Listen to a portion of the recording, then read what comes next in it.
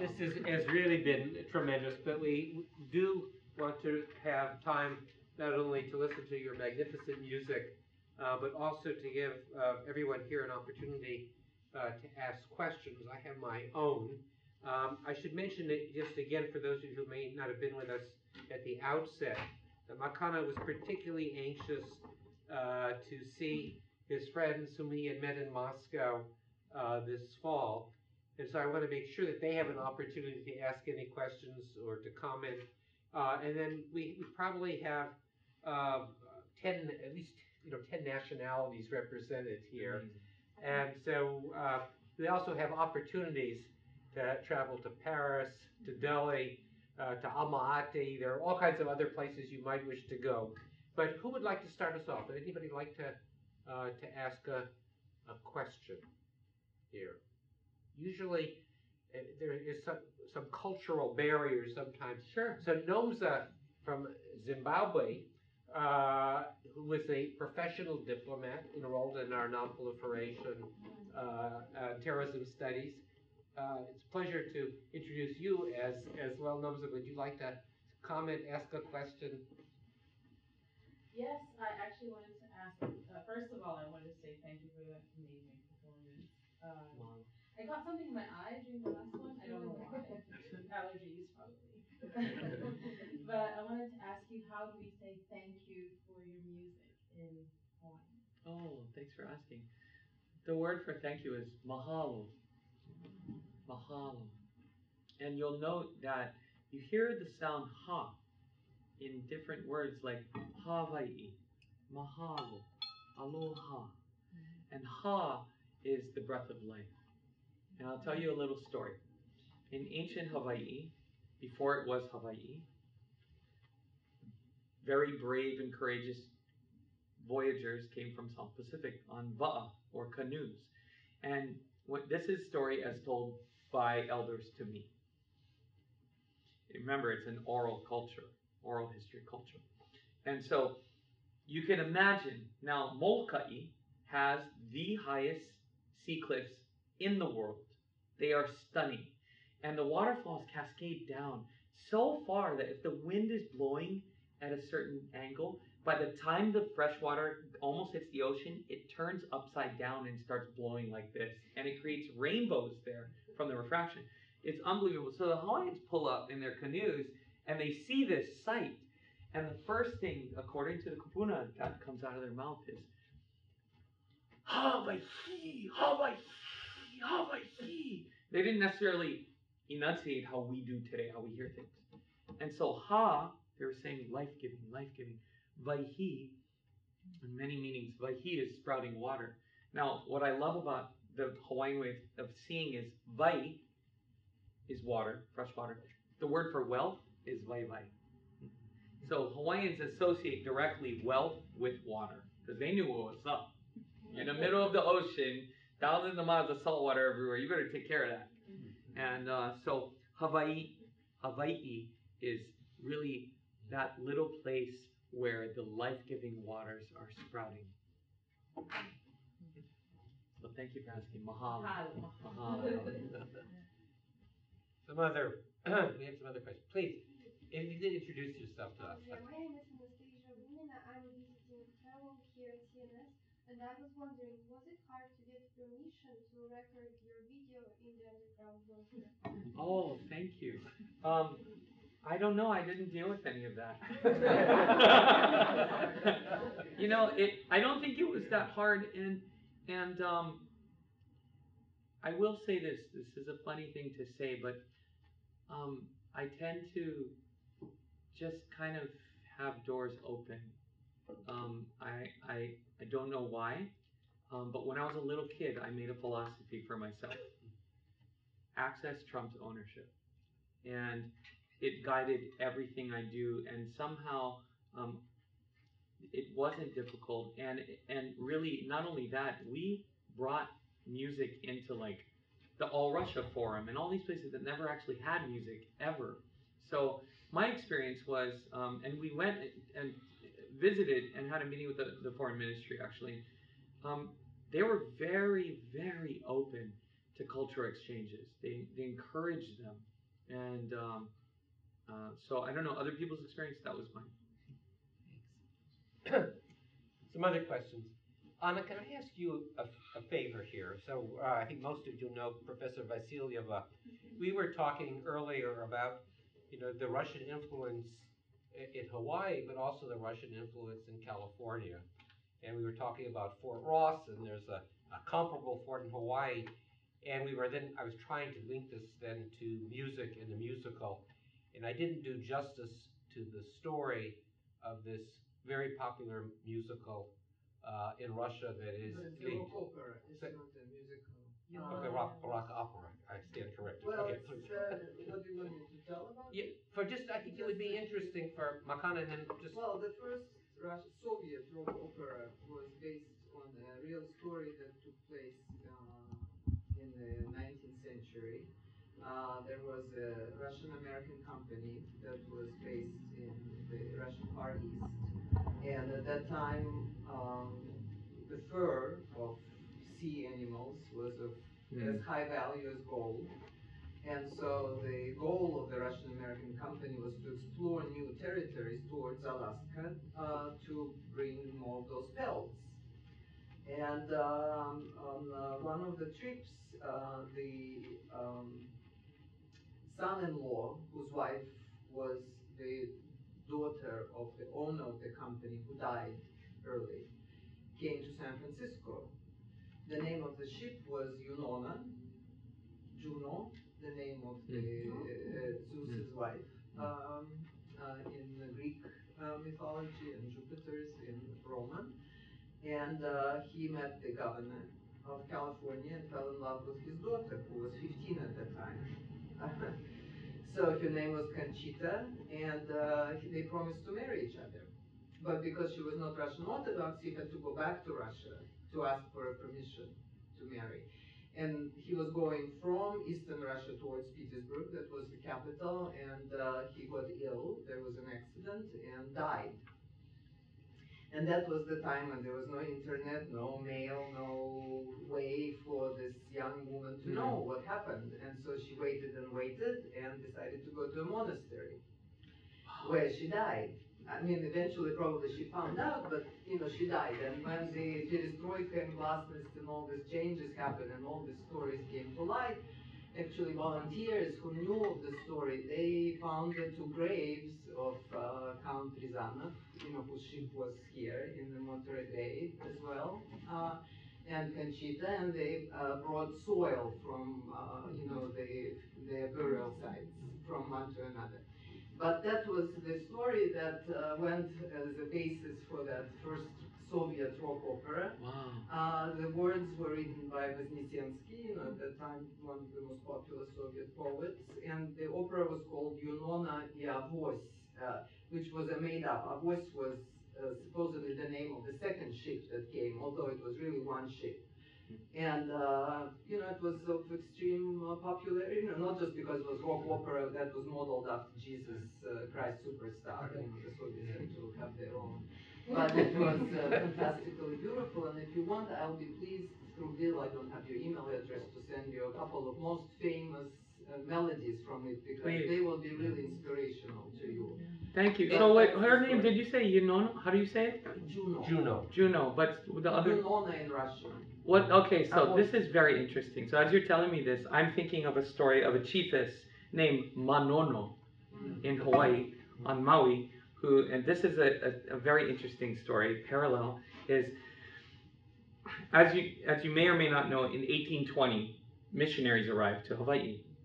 Prior to that, and actually, let me backtrack. Hawaiians had a religious system that was polytheistic, and they had kahuna, I guess, like priests that were a very high rank in the culture, and it was a very different system of belief. After Kamehameha passed away, he had 80-something wives, and two of his wives, his sacred wife, who had higher ranking than him, Keopuolani, she bore his children. And his favorite wife, who was a very, very large woman, Ka'ahumanu, she was very powerful. and they worked together to break the kapu, meaning they worked together to overthrow all the gods. And the way they did it was they got his son, who was just 12 at the time when he became king, and they ate with him, which was totally kapu. Men and women were not supposed to eat together in those days. They broke the kapu, and 6 months later, the missionaries showed up with Christianity. But around the time that Ka'ahumanu and Keopulani were trying to break this kapu and overthrow, because they were liberated women, they wanted the same things that the men have. And I try to present this without any, I don't have an opinion, I'm just telling you what happened. But what's so interesting is this chiefess, Manono, who has a similar name, she married this guy who was a great warrior, and he got appointed to a high position where he had to become like a monk. He had to become celibate. So she, in her own way, she didn't join a monastery because we didn't have monasteries, but she became celibate as well because she was loyal to him. And the story goes, at some point, they mounted a war to protect the old ways and the old gods against Keopuolani and Kahumanu and Kamehameha II. And there's a battlefield you can see in Kona, right past Sheraton Keoho.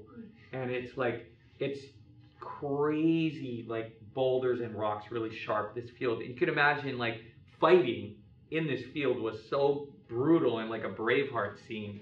And she died, Manono died with her man on the battlefield, defending the old ways. That's made me think of that. Now I gotta make a rock opera about Manono. See, but this is the beauty of understanding stories. It's like, oh, you have a story? We have a story like that too.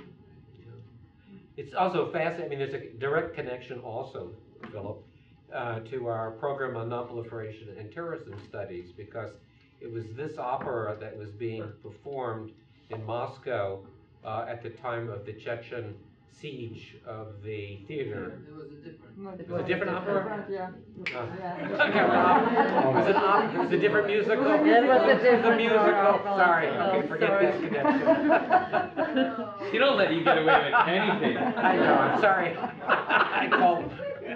Some other questions that we might have here. Yes, Yelena, you want to introduce yourself too? Yeah.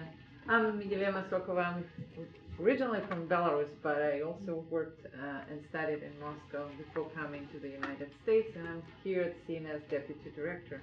First of all, I'm deeply touched by what you do and the message that you send to people who are opening their hearts, understanding the cultures. I think it's extremely valuable nowadays, and it's something that is missing dearly. And as somebody who comes from that background and lives here, I can see how more and more divided the two countries are and the people in them, in both countries. There are so many prejudices against each other and misperceptions nowadays. Particularly somebody who is coming from the generation when my youth was during the end of the Cold War, and a completely different outlook on the whole world and what's in front of us. So we not only degraded to the time of the end of the Cold War, we went much further to the Cuban crisis times and worse. So I really appreciate what you do. The question I had for you is, this is a very powerful message that's very much needed. What are your plans? How are you meeting with people? What are you doing to kind of bring that message? Particularly in the United States. Right. And when you're planning to go to Russia as well. Right. Well, I'm just allowing it to unfold every opportunity I have to talk about it. I mean, I'm on the radio and on the internet doing interviews all the time. I always bring it up. It's something that because I'm an artist, I have the right to pretty much talk about whatever I want to. You know, we're weird. Okay, whatever you want to talk about. So I use that to serve this, and I am. Let me say this: I'm through certain channels attempting to influence the conversation in the primary by bringing this as a key topic, really pushing this. Um, and I'm going to be creating more music videos. I mean, all of this stuff is out of pocket. And, you know, I mean, before this, just to give you a little history, like when the Occupy movement came about, I wrote what Rolling Stone magazine called the Anthem for the Movement. If you want to get a real laugh, you can Google CNN Makana. I was invited to play by the Obamas at the APEC conference. I played for 21 presidents and prime ministers and sang my anthem for them. It's not the kind of song that they would have expected at dinner, and so that became a international story. And I wrote, you know, I use my music to try to bring issues to the forefront. In Hawaii, a lot of people don't know because we're still trying to get the word out that it's actually the top distributor for genetic engineered seed corn in the world. And so raising awareness around that, I dedicated years to that, and so this is my focus now. You know, I'm trying to like say, because I get asked a lot to do. I do a lot of community outreach in Hawaii. This is my main focus. All we can do is keep creating conversations. We're going to try to bring this to film festivals. Any way we can just start bringing a conversation about. And sometimes I hack corporate media. I'll get on the news on one pretext and start talking about something else, and it's live, so they can't really do anything, and you have to time things carefully and set it up right. But I connected with another artist who's a Japanese rapper, and he happens to live a block away from my studio in Chinatown. It's so weird, and he's an anti-nuclear kind of, and I'm going to Japan this year. I'm going back to Hiroshima and Nagasaki. I'm gonna do live streams from there. We're live streaming. You know, we just creating opportunities for people to jump on the train of awareness and say, oh, we should be thinking about this. So do you have a Russian counterpart at the moment? You mentioned the balalaika person who you met kind of on the street, but is there somebody that in some way maybe resembles you in terms of both the musical skills and a commitment to trying to foster closer U.S.-Russian relations? I can't answer that. I'm looking. I really don't know. I know there are like amazing Russian artists that are really speaking out on a number of issues, but I'm looking to collaborate artistically in Russia. So any recommendations, you know, that's helpful for me. With Nikitin. Oh, actually, that's yes. We want to create art that's actually a very good idea. So from we both have cultures. a former student whose mother-in-law and father-in-law are among the most famous Russian musicians. It's another generation, but she actually works at the Congressional Research Service on Non-Proliferation. Oh, wow. That is our student. But that's a very good idea. Sasha, a musician as well. Oh, I'd love That's to a meet very them. That's a very good idea. They actually have songs sort of about the peace ambassadors, the parents, the famous musicians, about the peace ambassadors, how they go to a different country and represent your country, your culture, and things like that. All we need is So Alla Pugacheva to join the group here. Please put me in touch with them. Alexander Nikitin. Yeah, that's a good idea, Yelena.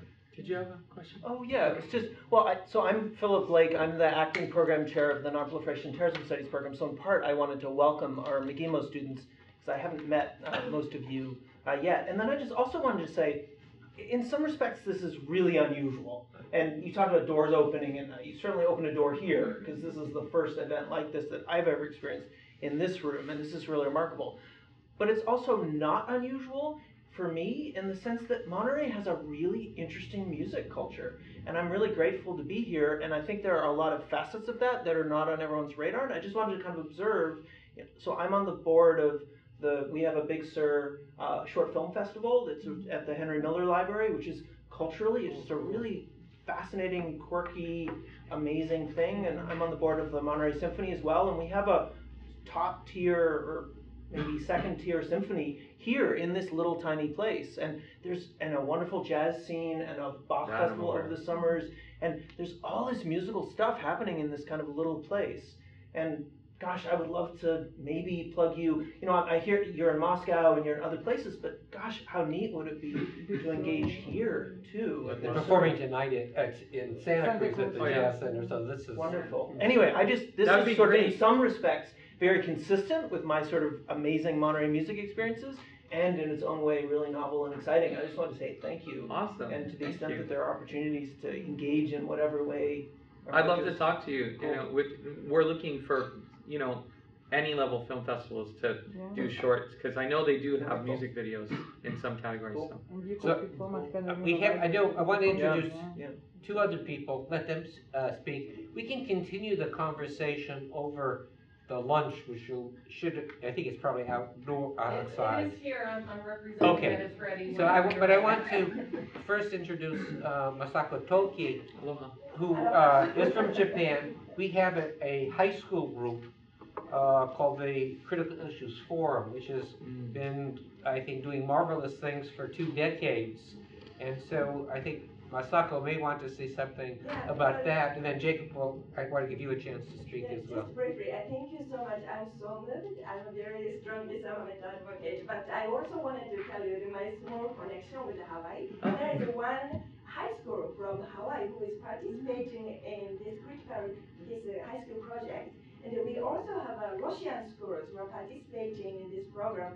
So this is, you know, relatively small project, but we are really promoting the importance of, nuclear non-proliferation and disarmament through this project. And one day I would like to invite you to the conference. So last year we had a conference in Monterey, and the previous year we had a conference in Nagasaki and sometimes in Hiroshima. But I still remember the school from Punahou.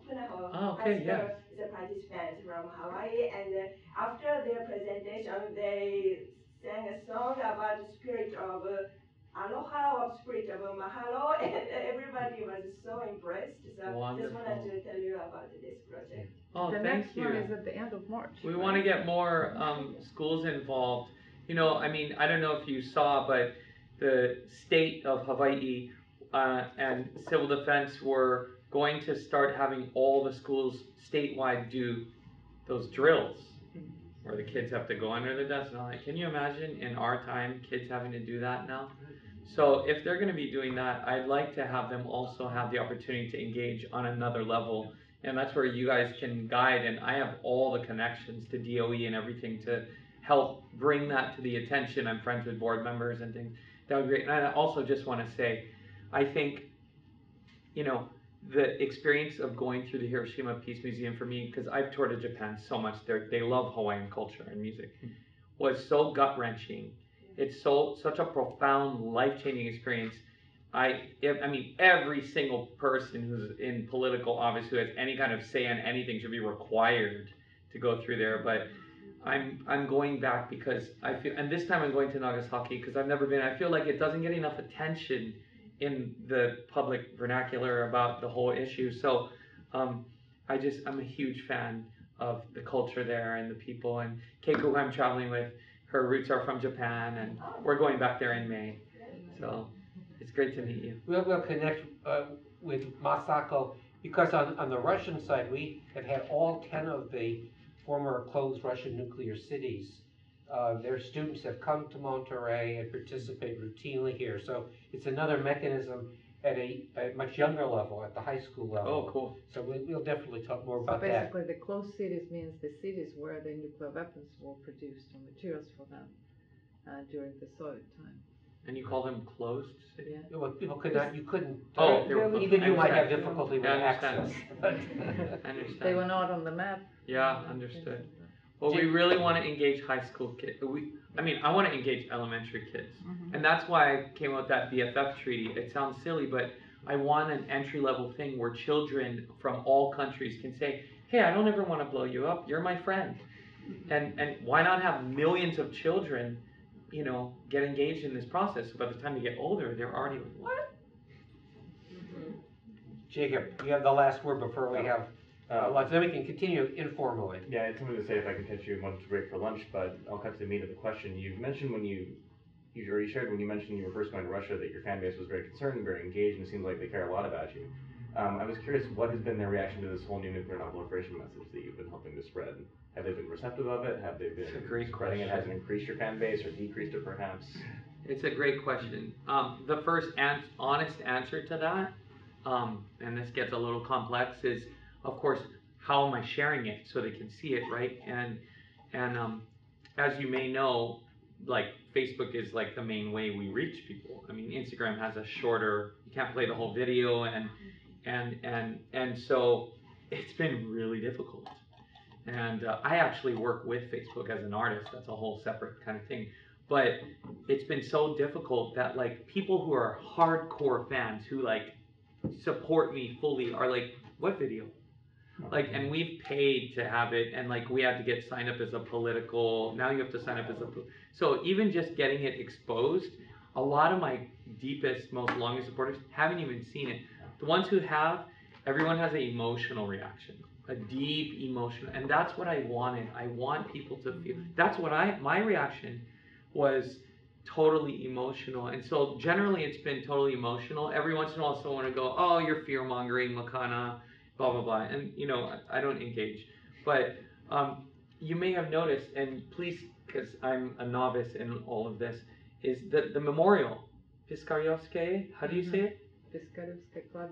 Yes, so that was featured prominently in the video, and that was a profound experience for me. What I wanted to do, and of course we're trying to get this shown on TV. It's very powerful. In Russia, thank you, is that I wanted to also acknowledge the suffering that the people of Russia went through in World War II, and really like, there's this whole mythology, America won World War II, like hip hip hooray. I mean, it's bad, you know, the average person doesn't have any connection to the reality, so, and the losses. So even beyond the nuclear issue, just being able to say, I acknowledge your pain, I acknowledge your suffering, I acknowledge your sacrifice of what you went through, opens amazing doors. And I think people are seeing that. So not so many people are getting the nuclear thing yet, but it touches on this deep emotional space of like, oh, we don't want to fight, we don't want war, yes, war is bad, like people. So starting there, and I think they're getting it. It's just slow, so we have a lot of work to do to get it out there. It's not a, you know, Nicki Minaj video. It's like, these videos are of you know, policy, political nature. It's hard to, you have to really work to get them out there. You know, it's not a pop music thing, so please share it. We're going to break in just a moment for the lunch, but let me say it's really been a tremendous honor to have you here, Makana. Thank you. And I really look forward to interacting with you in the future in Monterey, in Moscow. We have a center in Vienna, and we'll figure out a way to do a lot more, because I think all of us here, really think I can speak for everyone, is committed to building this network internationally. It's a community. And I think we've tended to focus on the policy side, but there's a tremendous cultural dimension to this as well. And I think you're doing really extraordinary work. We want to help you. We want to work with you in this fashion. And I'm sure whether we're talking about Zimbabwe, Japan, France, Russia, Kazakhstan, Malaysia, and there are other countries, India, that I'm missing here. We want to work with you to promote this sense of community. So thank you so much. Thank you for your